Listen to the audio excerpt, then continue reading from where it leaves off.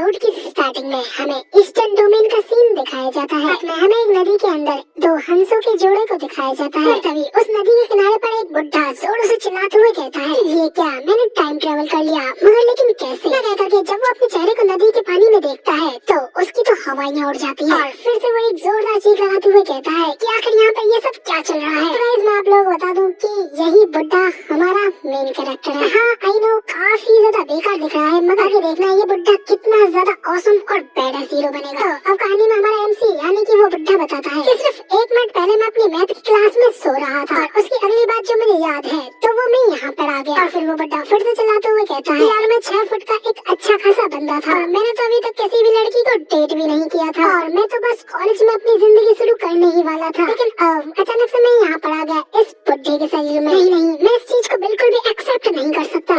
मैंने काफी ज्यादा मांगा और कॉमिक्स वगैरह में पढ़ा है, ट्रैवलर्स जिस बॉडी में आते हैं उसके अंदर काफी ज्यादा छुपी हुई शक्तियाँ होती हैं, तो फिर इस ओल्ड मैन में भी जरूर कुछ न कुछ शक्ति होगी। कहकर के एमसी उस ओल्ड मैन की मेमोरीज को चेक करने लगता है, जिसके बाद उसे पता चलता है कि इस वर्ल्ड को कुंगलुंग रेल्म कहा जाता है। इस दुनिया में सिर्फ और सिर्फ कल्टीवेशन ही सब कुछ है। इन कल्टीवेशन रेल्म्स को स्टेजेस में बांटा गया है। देखिए, पहला की रिफाइनिंग फाउंडेशन स्टेब्लिशमेंट होता है, फिर कोर फॉर्मेशन, फिर नेसेंट सोल और soul transformation, integration, great ancestor tribulation और ट्रू इमोर्टल। और ये बंदा ये जुनलिन एक बेहद ही बड़ा जीनियस था, काफी ज्यादा यंग एज में ही कोर फॉर्मेशन स्टेज पर पहुंच गया था और ये ईस्टर्न डोमेन के टॉप 6 सेक्टों में से एक यूनियन सेक्ट का पीक मास्टर भी बन गया था। लेकिन इवल कल्टीवेटर्स को खत्म करने के एक मिशन में सभी लोगों को बचाते हुए इसकी कोर डेंटियंस डिस्ट्रॉय हो गई। इसकी वजह से इसकी सारी की सारी कल्टीवेशन पावर खत्म हो गई और ये टोटली ट्रेस बन गया। उसके बाद इन्होंने निराशा में कई दशक इसी पहाड़ पर बिताए, बाकी की हर चीज से बचते हुए अपने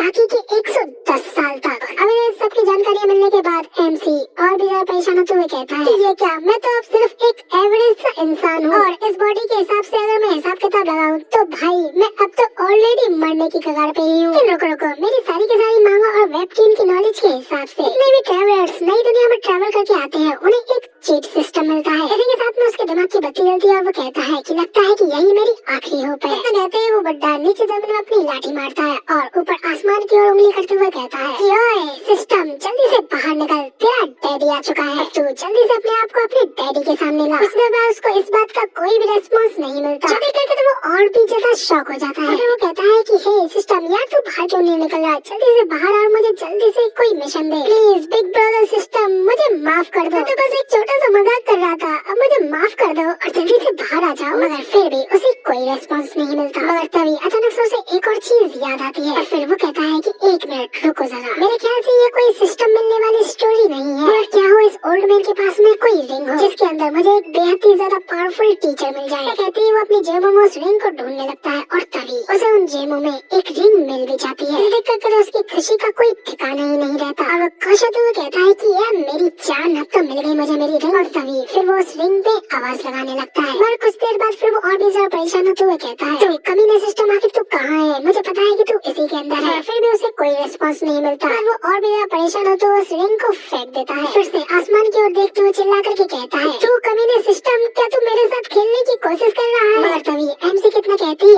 आसमान चेंज होने लगता है और उसके सामने सचमुच में एक सिस्टम अपेयर हो जाता है, जो कि उसे बताता है, एक्ट किया जाता है कि कई सारी गालियों के साथ में सिस्टम को फोर्सफुली एक्टिवेट कर दिया गया है। होस्ट प्लीज धैर्य बनाए और सभ्य रहे। फाइनली सिस्टम को देखने के बाद तो हमारे एमसी की आंख नाक सभी से खुशी के पानी निकलने लगता है। तो वो खुशी के मारे कहता है कि फाइनली तुम आ ही गए। तो सोच रहा था कि मैं पावरलेस इसी बूढ़े की बॉडी में इसी तरह मारा जाऊंगा। और तभी सिस्टम एमसी को बताता है कि हमें माफ करना, मगर अब सिस्टम पूरी तरीके से अपग्रेड होने के लिए डीप स्लीप में जाने वाला है, लेकिन जाने से पहले तुम्हें एक टॉफी के तौर पर एक न्यूबी गिफ्ट पैक मिलता है। तो होस्ट बताएं, क्या आप इसे ओपन करना चाहेंगे? एमसी हड़बड़ाते हुए कहता है कि अभी कहाँ जा रहा है तू? पहले इसको ओपन करके जाओ। सिस्टम से फिर से आवाज आती है, कांग्रेचुलेशन होस्ट, आपने एक न्यूबी स्पेशल सिस्टम को एक्टिवेट किया है, एक स्पेशल एबिलिटी जिसमें कि आपका ओपोनेंट जितना ज्यादा स्ट्रॉन्गर होगा आपको इंस्टेंटली उससे हायर लेवल पर पहुंचा दिया जाएगा। ये सुनकर तो एमसी बेहद ही ज्यादा हैरान हो जाता है। कहता है कि क्या सचमुच में? तो मैं एक इमोर्टल के खिलाफ खड़े होकर के खुद भी एक इमोर्टल बन जाऊंगा। होगा। सिस्टम उससे कहता है कि भाई विश्वास कर, ये कोई स्कैम नहीं है और चाहो तो तुम अभी के अभी इस चीज को ट्राई कर सकते हो। ये सुनकर तो एमसी बेहद ही ज्यादा खुश हो जाता है और कहता है कि अगर ये सचमुच में है फिर तो मैं यहाँ पर एकदम अनस्टॉपेबल बन जाऊंगा। मैं फाइटर को पिक करके मैं उससे ज्यादा पावरफुल बन जाऊंगा। भाई मजा आ गया, अब तो मुझे इस तरीके के कचरे बनने की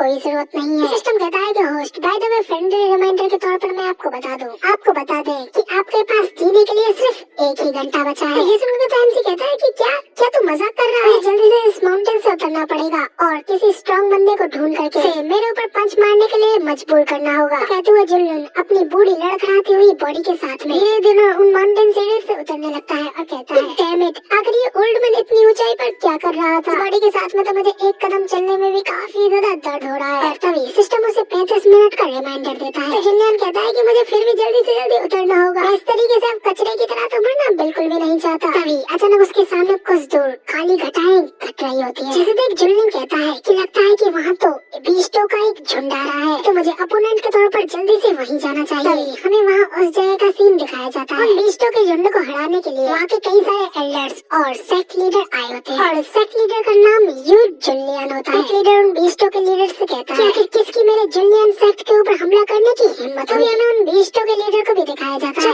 एक ह्यूमन ईगल बीस्ट होता है और वो सेक्ट लीडर से कहता है कि जुलियन सेक्ट की कमी नहीं और तुम इस बात के बारे में तो भूल ही जाओ कि तुम इस डीमन किंग के सामने सरवाइव भी कर पाओगे, क्योंकि तुम सभी के सभी लोग आज यहाँ पर मरने वाले हो। उस डीमन लीडर को देखने के बाद में तो सेक्ट लीडर जुलियन कहते हैं, ओह ये तो तुम हो, वही तुम यहाँ पर फिर से अपना बदला लेने के लिए आए हो। और तभी वो डीमन अपने भयानक किलिंग इंटेंट को रिलीज करने लगता है और अपने ब्लडी ऑरे को चारों ओर फैलाते हुए कहता है कि अब बताओ क्या ये पावर तुम्हें हराने के लिए काफी है? बताओ उस डीमन के इतनी ज्यादा खतरनाक पावर्स को देख करके सेक्ट लीडर और बाकी के सभी लोग तो बेहद ही ज्यादा घबरा जाते हैं और घबराते हुए कहते हैं कि ये क्या, इसने तो नेशन सोल पर ब्रेक थ्रू कर लिया। सेक्ट लीडर अब आखिर हम लोग क्या करें? हम लोग आखिर एक नेशन सोल कल्टिवेटर का सामना कैसे करेंगे? तो सेक्ट लीडर उन सभी लोगों को हिम्मत देते हुए कहते हैं भले ही आज हम इस डीमन को ना हरा पाए, लेकिन अपने मरते दम तक हम इसका सामना करेंगे, क्योंकि इस पॉइंट पर अब हमारे पास कोई और चॉइस नहीं है। हमें अपने ज़्वानियन सेक्ट के लिए अपनी मौत तक फाइट लड़नी होगी। इस साथ में उन सभी लोगों के बीच में एक जोरदार घमासान फाइट छिड़ जाती है। बाकी सभी अदर एल्डर्स डीमंस की आर्मी को संभाल रहे होते हैं, जबकि सेक्ट लीडर उस डीमन किंग का सामना कर रहे होते हैं। दूसरी ओर ये सब होता हुआ देख करके जुलियन तो कहता है कि हे कोई यहाँ पर आकर मेरे ऊपर भी हमला करो, कम ऑन जल्दी से यहाँ और मेरी मदद करो। अभी सिस्टम उसे रिमाइंड करता है कि होस्ट अब बस 20 मिनट ही बची है। जुलियन और भी ज्यादा घबराते हुए कहता है कि हे कम ऑन, ये तो अभी भी मुझसे काफी ज्यादा दूर है। इसी के साथ फिर वो उस पहाड़ी पर जाने के लिए चढ़ने लगता है और चढ़ते चढ़ते उसकी हालत बुरी तरीके से खराब होने लगती है और कहता है कि आखिर ये सिद्धियां खत्म क्यों नहीं हो रही है? दूसरी ओर माउंटेन पर अभी भी खतरनाक घमासान फाइट हो रही होती है और डीमन किंग उन लोगों से कहता है तुम लोग तो सच में बहुत ही ज्यादा कमजोर हो, अगर ऐसा ही चलता रहा तो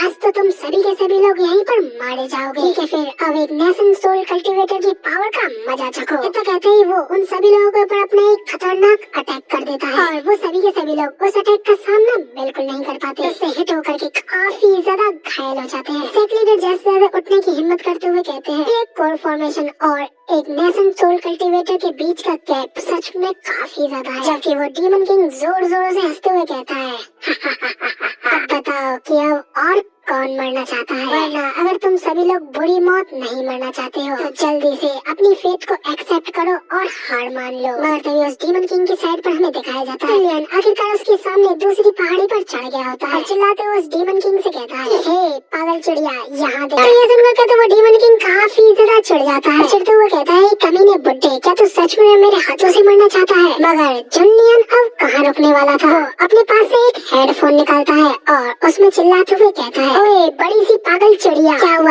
इसी तरीके से गाली बजाएगा या फिर मेरे ऊपर आकर के हमला भी करेगा? तेरे दादाजी यहाँ पर खड़े खड़े तुझे पुकार रहे हैं और तुझमें अभी भी उनके ऊपर हमला करने की हिम्मत नहीं है। साथ में जुलियन अपने मन में कहता है कि भगवान का शुक्र है इस ओल्ड मैन की मेमोरीज की वजह से मुझे पता था इस ओल्ड मैन के पास में एक हेडफोन एम्पलीफायर भी है, तो इस बूढ़ी बॉडी के साथ में मेरी इतनी आवाज भी नहीं निकल पाई जो उसके कानों तक सुनती है। ये सब सुनकर तो वो डीमन किंग काफी ज्यादा भयंकर तरीके से गुस्सा हो जाता है। गुस्से में जुनलियान से कहता है कि मैंने तुझ जैसा कमीना और लकी आदमी आज तक अपनी जिंदगी में नहीं देखा। कांग्रेचुलेशन, अब तूने मुझे गुस्सा दिला दिया है। जुनलियान को वहाँ पे ये सब करते हुए देख करके तो सेक्स लीडर भी कहते हैं रुको, ये तो जूनियर ब्रदर ये जुनलियान है। तो फीमेल एल्डर कहती है कि ओ माय, ये तो मिस्टी पीक लीडर है। दूसरा एल्डर कहता है कि मगर लेकिन ये तो काफी डिकेड्स पहले ही वहाँ से चले गए थे, तो फिर अभी आकर यहाँ पर आकर के क्या कर रहे हैं। सेक्स लीडर कहते हैं कि शायद ये यहाँ पर हमारी मदद करने के लिए आए हैं। मैन, इनके पास तो अब कोई पावर ही नहीं है और अब तो ये सिर्फ और सिर्फ एक मोर्टल ही है। वो डीमन किंग में जुनलिन से कहता है ये जुनलिन, आखिर तुम्हारी हिम्मत कैसे हुई